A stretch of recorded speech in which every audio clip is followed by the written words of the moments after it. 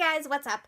So this is the second part of my March wrap up, and I've already filmed this, so you're gonna see a change. I read 5 books in this half, and I had 1 6-star, 1 5-star, 1 4-star, 1 3.5 star, and 1 3-star. So it went down the spectrum, and I will tell you about those books right now. So the first book I read in the second half of March was Take by Pam Godwin. I have been so excited for this book ever since January of last year when the 4th book, Devastate, released. This is the 5th book in the Deliver series, and you have to read it in order. There will be major spoilers for you if you don't. It is a dark book and series. It deals with human and sex trafficking. This whole series does. I think if you can read T.M. Frazier, I think you can definitely read Pam Godwin. This series in particular, and probably just in general. I gave Take 6 stars. It was outstanding. I knew that it was going to be good, but I had no idea like how good it was going to be. The hero in the second book, his name is Van, and he's always been my favorite Pam Godwin hero. I mean, he's been my second favorite hero of all time for like 4 years. And like Tiago took his place. And yes, okay, Tiago, he does do bad things to, other people and to Kate, and I'm not condoning that, and Kate doesn't condone that.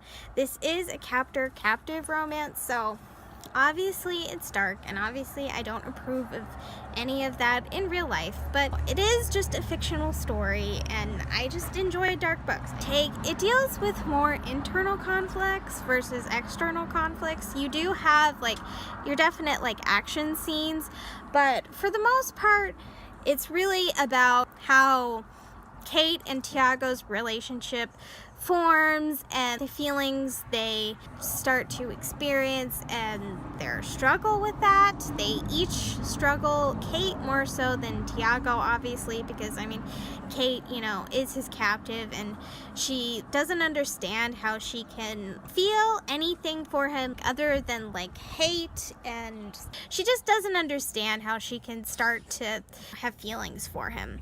And Tiago, his issues with struggling to accept the fact that he's having feelings for her. You should find that out for yourself. I will say, yeah, he's a dark hero. He's not all bad. There's a reason why he is the way it is, and that doesn't make it acceptable. But he starts off in the book as this really bad guy, and then he definitely starts to make a shift. Like when he starts realizing Kate's different for me. I don't just think of her like anybody else. And he really starts to become a better man and kind of go back to the goodness that he had inside of him that he just kind of tried to kill off, but he wasn't able to. It's a really good book. I love dark books because they're so complex. Like they make you think, because you're like, you're thinking, well, how can I like possibly like ship these two or love this book, because it's not something that you would like want to happen in real life, but you really love it, the story in itself. And Pam Godwin does that so well. She's an amazing writer, seriously. She has a beautiful writing style, and the book is beautiful. I thought it was going to be a lot darker than it was, and it truly was actually not as dark as I was expecting. I don't even really think it's the darkest book in the series. It's definitely not light and fluffy, but it does really have its light moments, like when Tiago and Kate are finding stuff out about each other and learning each other. It felt like a really light atmosphere, and it was so good. I loved it. I love Tiago and Kate. Kate is so strong and fierce and resilient. She never gives up. She never condones what Tiago does. She's always pushing him to be better, and she's a fucking badass and I love her, okay? And I love Tiago too. He would do anything for Kate. He's completely 100% committed, devoted to her, and I loved that. I really loved this book. It's definitely going to be on like my favorites list at the end of the year. The next book I read was Envy by M.N. Forgy. I have no idea how to say it. So this is the 4th book in the Elite 7 series, and there is some news. Amo Jones, she was supposed to write the 5th book, Breed, but while she was writing it, she had a death in the family, and she decided ultimately that she wouldn't publish Breed because it wasn't up to her usual standards, and she just didn't feel right about putting it out there. And obviously I feel horrible that she had to go through that, but I'm glad that she didn't put something out that she wasn't 100% happy with. And so Kay Webster's Gluttony, that was supposed to be the 6th book, but they moved it to the 5th. It's already out now. The 6th book is Gianna Darling Sloth. That's releasing May 13th, and Greed will be co-written by Care Dukey. She's the author who wrote the 1st book, and by Kay, and that's releasing on May 20th. So I'm really excited for it. But anyways, back to Envy. I gave it 3.5 stars, but I really actually loved this book. I really did. It was a great book. It was dark and messed up, but it was really entertaining. Sebastian is fucking cray-cray. Like, seriously, the dude has issues, okay? He has so many issues.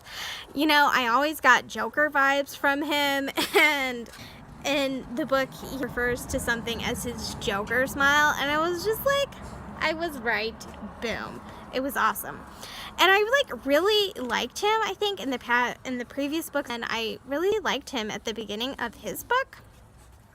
And I really wanted him to end up with Greed's sister. But then, like, around the 50% mark, I was just like, I'm not too sure about Sebastian. He's kind of weird. Well, not weird, but he's messed up. He's not right, okay? And then 70% something happened. Like, we were left on like a major cliffhanger at the end of Wrath, and like I had my own theories about what was gonna happen, and that did not turn out to be correct. And I was so shocked, just because like I did not see what happened in the cliffhanger from Wrath to be the end result that it was. It was crazy, and that's why I did consider giving it 3 stars, because I'm just like, what the fuck? Sebastian, yeah, I kind of hope he dies, and that sounds harsh, but if you read it, which you should, you will understand what I mean, okay?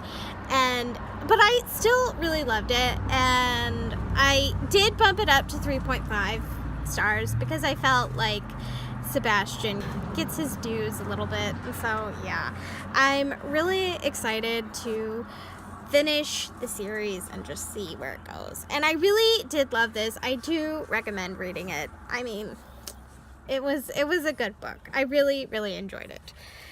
Alright, the next book I read was Bear Your Fate by Rochelle Page. It's the 4th book in the McMahon clan. I read this for the Fated Mates Challenge on Romanceopoly. I did not do well for Romanceopoly in March. It is a really good book. I gave it 4 stars. I have wanted Carrick, the hero's book, ever since the 1st book in the series, because his fated mate turned out to be this really evil bitch who got everything that was coming to her. The heroine is a witch, and before like book 1 in the McMahon clan series, witchers and shifters, you know, weren't supposed to mix. I think it was banned, but the hero and heroine from the 1st book, they are a shifter and a witch, and they kind of paved the way for other relationships to exist. They are actually the daughter and son of this couple right here. And Carrick, he's totally over the moon for her, and I mean, they both really love each other, but she's the one who's on the fence.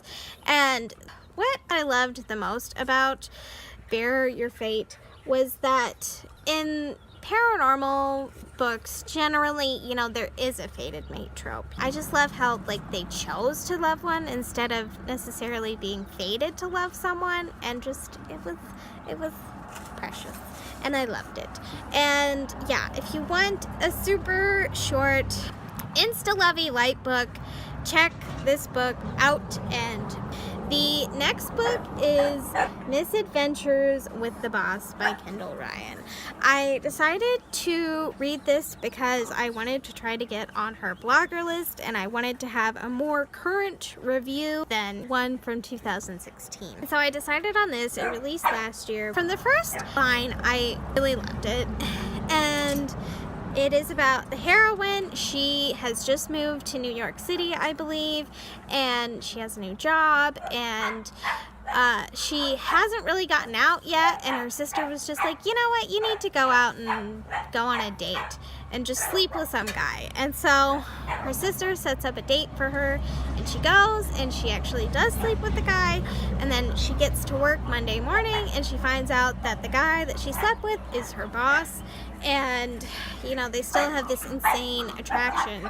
And so the hero, he's just like, you know, why don't we just sleep together until we're tired of each other? And he tries to persuade her by sleeping with her. But he's always really cognizant of her consent. And I was really thinking it was going to be 5 stars for a while, and then around the 50-way mark I was just like, it's not quite a 5 stars, it's a good solid book, so 4 stars. And then 70% rolled around. I don't know why it's always with like the third 3/4 into a book it just goes like downhill, but it does. And this one went downhill. Something happens. The author introduced this trope that I'm not a huge fan of. I can get past it, but I don't like it. And the heroine, she reacted without thinking, and I don't like the way she treated the hero. I mean, he wasn't perfect. He is a CEO, and he can be a definite asshole sometimes. But, I mean, he didn't just say, it's my way or the highway. And I feel like she kind of acted like he did, like he was my way or the highway. And I didn't like that. And they do get a happily ever after. I gave it 3 stars, and I don't think I'll read Kendall Ryan again, but you know, I mean, you might like it, so if you want to read it, go ahead and be my guest. That sounded mean. I'm sorry. I didn't mean to say it like that.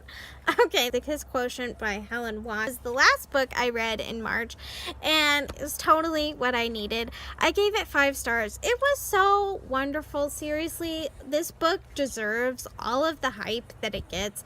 It is amazing. I love Stella and Michael. They are so sweet and adorable, especially Stella. I love Stella.